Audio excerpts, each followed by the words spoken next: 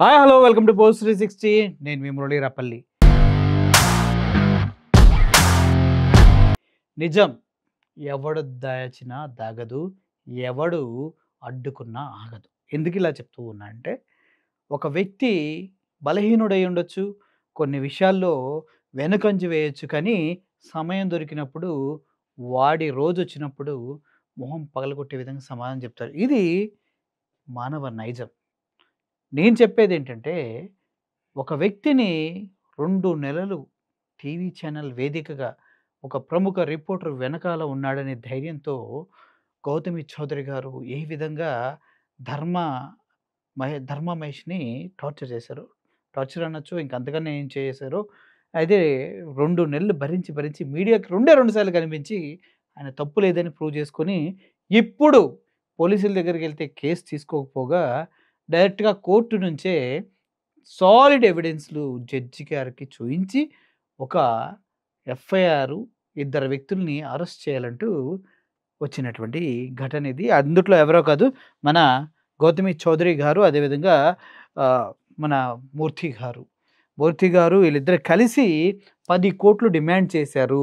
10,00,00,000 ఇవ్వకపోతే నీ కుటుంబాన్ని, నీ చెల్లి జీవితాన్ని, నీ సినిమా కెరియర్‌ని అన్నిటిని సర్వనాశనం చేస్తానంటూ బెదిరించారు అంటూ కేసు పెడతాం జరిగింది. అదేవిధంగా చాలా విషయాలు మనం క్లియర్‌గా మాట్లాడినట్లయితే ఇందుట్లో మీకు చూపిస్తా. ఒక రకమైనటువంటి టార్చర్ అంటారు కదా! అది ఉంది ఇక్కడ. ఈ కేసు ముగిసిపోయింది అని మేము అనుకున్నాము. కానీ ముగిసిపోలేదు. జస్ట్ స్టార్ట్ అయిందని అర్థమవుతుంది. సో,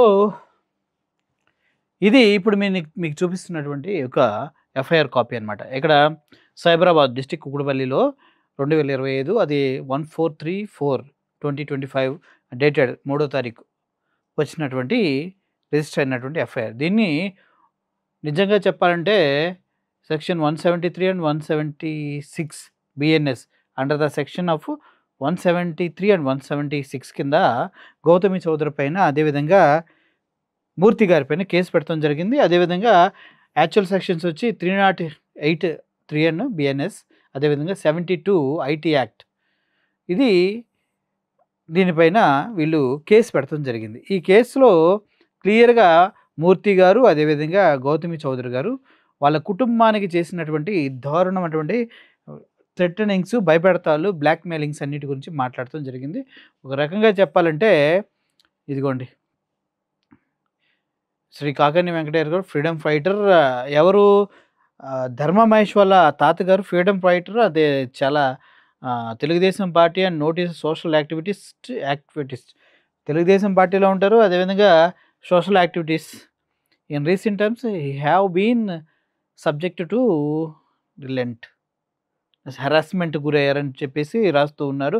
దానికి కారణం ఎవరంటే మిస్టర్ DHVSSN మూర్తి అంటూ చెప్పడం క్లియర్గా జరిగింది. CEO of TV5 news. They have been illegally tapping his phones, calls, recordings, his private conversations and broadcasting them into TV5 without his knowledge and consent. అయితే ఇటువంటి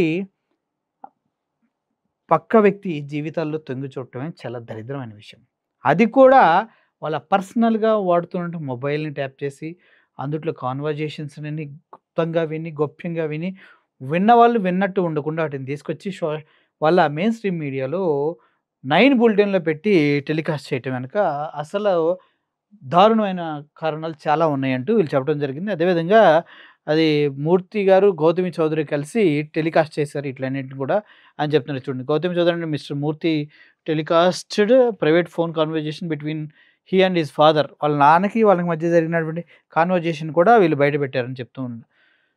అయితే ఇటువంటి వీడియోలు ఇవన్నీ రిలీజ్ చేయడం ఎందుకు అంత అవసరం ఏంటి అంటే, మూర్తి అనే వ్యక్తికి ఒక టీవీ ప్రజెంటర్గా ఆయన ఉన్నప్పుడు పక్క వాళ్ళ పర్సనల్ వీడియోలు, ఆడియోలు అవన్నీ రిలీజ్ చేయకూడదని తెలియదా అంటే, నిజంగా జర్నలిస్ట్ సమాజం అంతా సిగ్గుతో తలదించుకోవాలి. మూర్తిని ఒక సీనియర్ జర్నలిస్ట్గా ఇప్పటికి కూడా ఆయన అలాగే చూస్తున్నందుకు. మెయిన్ స్ట్రీమ్ మీడియా ఎక్కడికైనా వెళ్తే మూర్తి గారి పేరు చెప్పకుండా, వేరే ఛానల్ పేరు చెప్పకుండా మాట్లాడినట్టు ఇప్పటికీ రిక్వెస్టులు చేస్తున్నారంటూ చెప్తూ ఉన్నారు. అంటే ఒక వ్యక్తి ఇంత అనెతికల్‌గా, ఇంత కొద్దిగా కూడా సీనియర్ జర్నలిస్ట్ అన్న సోయి కూడా స్పృహ కూడా మర్చిపోయి, ఇష్టం వచ్చినట్టుగా వాళ్ళ పర్సనల్ కన్వర్జేషన్స్ అనేవి రిలీజ్ చేయొచ్చు గానీ, ఆ వ్యక్తి పేరు తీయడానికి కూడా భయపడే మెయిన్ స్ట్రీమ్ మీడియాని ఏమనాలో నాకైతే అర్థం కావట్లేదు. ఇంకా కోట్ల కోట్ల ఛానల్‌లు ఎందుకు. అయితే వీళ్ళు ఈ ప్రైవేట్ వీడియోలు అదేవిధంగా వాళ్ళ కన్వర్జేషన్స్ వాళ్ళకి సంబంధించిన మొత్తం తీసుకొని ఏం చేస్తున్నారంట, ఇదిగోండి mister D H V S S N Murthy are demanding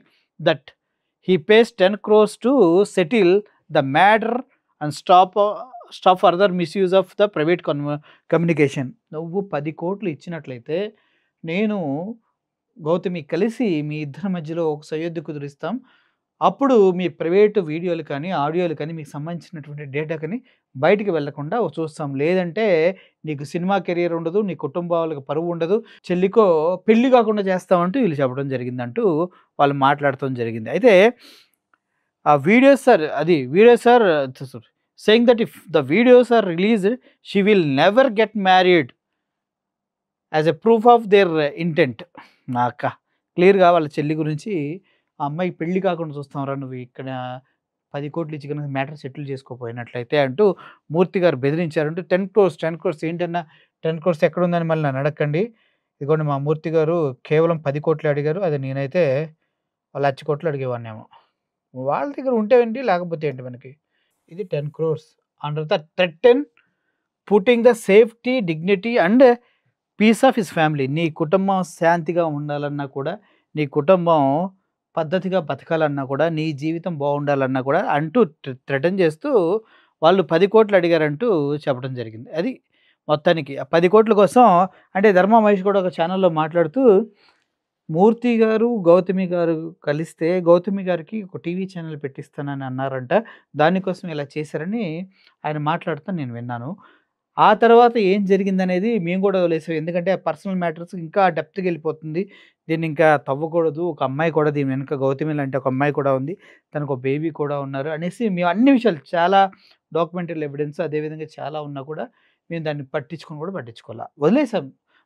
సంపుతా అంది, కాళ్ళు పట్టేసుకుంటా అంది, బీహార్ గ్యాంగుల్ని తీసుకొస్తా అంది, ఆ మురళి గాడు ఇంకోడెవడో పంది అని తిట్టింది. అన్నీ ఎన్నో చేసింది ఆ అమ్మాయి. కానీ మేమైతే దాన్ని అక్కడితో వదిలేసి ఇంకెక్కువ చేయకూడదు అనేసి. కానీ ఏం జరిగింది? ఇప్పుడు వీళ్ళే కేసుని తీసుకెళ్ళి పోలీసులకిస్తే తీసుకోలేదో, లేదంటే కారణాలు ఏవైనా కావచ్చు, డైరెక్ట్‌గా కోర్టు నుంచి వాళ్ళ దగ్గరున్న ఆధారాలు, దొంగ వీడియోలు, ఆధారాలు, ఫోన్ ట్యాపింగ్‌లు అన్నీ తీసుకొచ్చి ఇక్కడ పడేశారన్నమాట.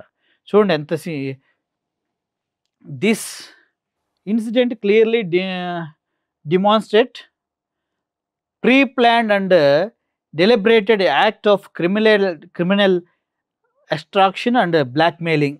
ఇది ఏం తెలియజేస్తుందంటే క్లియర్‌గా క్రిమినల్ క్రిమినల్ ఇంటెన్షన్ ఉంది, ఇంటిమిడేషన్ ఉంది వాళ్ళకి. ఎక్స్ట్రాక్షన్ చేయాలి, డబ్బులు లాగాలి, గుంజాలన్న ఆలోచనతోనే ఇదంతా చేస్తున్నారు. He is having a clear and credible evidence that mister Murthy is maintaining an illicit personal relationship with his legally wedding wife Chirumavilla Gautami. ఆయన ఈ స్టేట్మెంట్ చాలా దారుణమైన స్టేట్మెంటు. కానీ ఇక్కడ రాశారు కాబట్టి చెప్పక తప్పట్లేదు. నా దగ్గర క్లియర్ ఎవిడెన్స్ ఉంది. ఎవరైతే గౌతమి చౌదరి ఉందో అతను మూర్తి గారితోటి ఒక ఇల్లిసిట్ రిలేషన్ అంటే అక్రమ సంబంధం లాంటిది ఉంది అంటూ ఎవిడెన్స్ ఉందంటూ ఆయన కోర్టుకి చెప్పి మరీ ఆయన ఈ రిజిస్టర్ చేయడం జరిగింది. సో నంబర్ ఆఫ్ టైమ్స్ వీళ్ళు వేరియస్ ప్రదేశాల్లో కలిశారు. దానికి సంబంధించినటువంటి పబ్లిక్ ఫుటేజ్ కూడా మా దగ్గర ఉంది. అక్కడ వాళ్ళు ఏం మాట్లాడుకున్నారో ఏంటో, ఎటువంటి ప్లాన్లు వేసారో నంబర్ ఆఫ్ టైమ్స్ అంటే మూర్తి నేను ఒక్కసారే కలిశాను అని చెప్పాడు. అలా ఆయన 10 వీడియోలు చూపించాడు ధర్మ మహేష్ ఏమో. అలా చెప్పుకుంటూ పోతే ఇంటికొచ్చి ప్లేట్‌లో తినటం తప్పు కాదా అని గౌతమ్ చౌదరి గారు గెస్ట్ ఇంటికొచ్చి మీకు సహాయం చేస్తున్నారు. ఒక ప్లేట్‌లో తినటం ఎప్పటికీ తప్పు కాదు. అది 100% రాంగ్. బట్ ఆయన చెప్పిన మాటలు విన్నారా మీరు? ప్రతిరోజు ఈ ప్లేట్‌లో తింటాను. ఇదే ఫుడ్ తింటాను. ప్లేట్లు మార్చడం నాకు తెలియదు అన్నారు. అంటే ప్రతిరోజు అనే మాట ఎందుకు వాడారు? ఈ ప్లేట్‌లోనే తింటాను ఎందుకన్నాడు? వేరేలాగా ప్లేట్ మార్చనని ఎందుకన్నాడు? అది ధర్మ ప్లేట్ అని ధర్మ చెప్పే వరకు ప్రపంచానికే తెలీదమ్మా. అట్లా తప్పు కదా! సో, అది చాలా మందిని బాధించింది ముఖ్యంగా. అక్కడి నుంచే కేస్ అనేది యూటర్న్ తీసుకుంది. దే హావ్ బీన్ మీటింగ్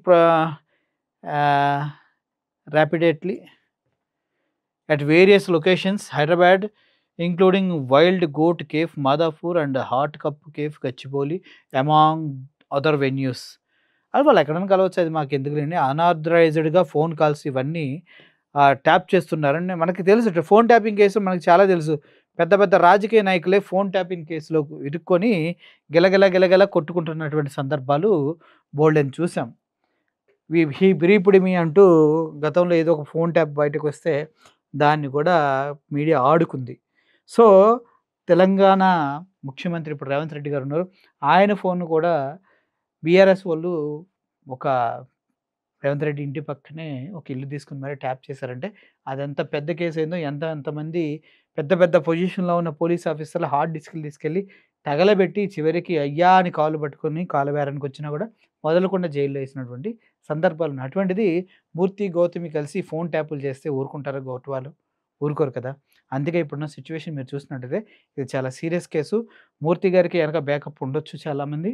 ఆ బ్యాకప్ మొత్తాన్ని తీసుకొచ్చినా కూడా వాళ్ళు కూడా ఇందుట్లో పాత్రధారులవుతారు కానీ, ఫోన్ ట్యాపింగ్ కేసు నుంచి మాత్రం ఎవరు ఎవరిని రక్షించలేరు. ఇది చాలా పెద్ద కేసు. దట్టు కోర్టు నుంచి ఆర్డర్స్ వచ్చినప్పుడు కాబట్టి కంపల్సరీగా దీనికి సంబంధించినటువంటి యాక్షన్ అనేది వేరే విధంగా ఉండిపోతుంది. సో, క్లియర్‌గా మీకు అర్థమైతే ఇటువంటి మేము ఈ కేస్ తీసుకున్నప్పుడు చాలామంది అన్నారు, "ఏముంది అందుట్లో? ఎందుకు మీరు గౌతమి చౌదరిని తప్పుగా చూపిస్తున్నారు, తప్పుగా మాట్లాడుతూ ఉన్నారు. ధర్మ వైపు ఎందుకు నిలబడ్డారన్నారు." ధర్మ వైపు ఎందుకు నిలబడ్డామంటే, ధర్మ వైపు ధర్మం ఉంది కాబట్టి, ఇప్పుడు ధర్మ ఒక అక్యూజ్డ్‌గా ఉన్న ధర్మ ఇప్పుడు ఒక విట్‌నెస్‌గా మారిపోయాడు మీరు చూస్తే ఈ కేసుని చూస్తే. తన పైన జరిగినటువంటి, తన కుటుంబం పైన జరిగినటువంటి ఫైనాన్షియల్‌గా, ఎమోషనల్‌గా, కెరియర్ పరంగా అనేక విధాలుగా జరిగిన దాడికి సంబంధించినటువంటి కోపంలో నుంచి, బాధలో నుంచి వచ్చింది ఈ ఎఫ్ఐఆర్. ఈ ఎఫ్ఐఆర్ కనుక మీరు క్లియర్‌గా చదివినట్లయితే అర్థమవుతుంది. అందుట్లో మెయిన్ స్టేట్మెంట్ 10,00,00,000 కోసం ఇంత దిగజారి బిహేవ్ చేయాలా మూర్తి అని చాలామంది అడుగుతారేమో రేపటి నుంచి. సిగ్గు లేదా 10,00,00,000 కోసం ఆడపిల్లని అడ్డం పెట్టుకొని అడిగావా అంటారు ఎఫ్ఐఆర్ చూస్తే. అదేవిధంగా ఆడపిల్ల జీవితాన్ని పెళ్లి కాకుండా చేస్తానని, అదేవిధంగా కెరియర్ పాడు చేస్తానని బ్లాక్‌మెయిల్ చేయటం ఏంట్రా అని కూడా అడుగుతూ ఉంటారు. ఇయన్నీ చూస్తే ఒకటే క్లియర్‌గా అర్థం చేసుకోండి. వాస్తవాలు ఉంటేనే మనం మాట్లాడాలి. లేదంటే ఆధారాలు, వాస్తవాలతో కూడిన ఆధారాలు ఉంటేనే మాట్లాడాలి. ఏదో నాకింత ఫేమ్ ఉంది, నేనింత సూపర్ సీనియర్ జర్నలిస్ట్ అంటే ఇలాగే పప్పులో కాలేసి చివరికి తిప్పల మీదకి తెచ్చుకోవాల్సొస్తుంది. అంటే ఆఫ్‌కోర్స్ బ్యాకప్ ఉండొచ్చు. ఏదైనా చేయొచ్చు. కానీ కోర్టులు ఏం చేస్తారు? జగన్మోహన్ రెడ్డి, చంద్రబాబు నాయుడు, చివరికి కేసీఆర్ ఇట్లాంటోళ్ళే కోర్టులకి కేసులు తిరుగుతూ ఉన్నారు. ఆఫ్టర్ ఆల్ మనమెంత చెప్పండి. అర్థమైంది కదా! సో, ఓవరాల్‌గా ఇదైతే ఇది. ఇల్లీగల్ రిలేషన్‌షిప్ ఉందంటూ నా దగ్గర కాంక్రీట్ ఎవిడెన్స్ ఉందని చెప్పడం వెనక అసలు ఏముంది అనేది అందరికి క్యూరియాసిటీ వస్తది. బట్ అది పబ్లిక్‌లోకి రాదు ఎప్పటికి కూడా. ఇది కోర్టు ద్వారా వచ్చింది కాబట్టి ఆల్రెడీ జడ్జి గారికి వారికి తెలిసుండొచ్చు అని నేను అనుకుంటున్నాను. మీకు కూడా ఈ వీడియో పైన ఏమన్నా డౌట్స్ ఉన్నా, ఏమన్నా క్లారిటీ ఉన్నా కింద కామెంట్ రూపంలో తెలియజేయండి. Thank you for watching this video. Murali signing off. Thank you so much.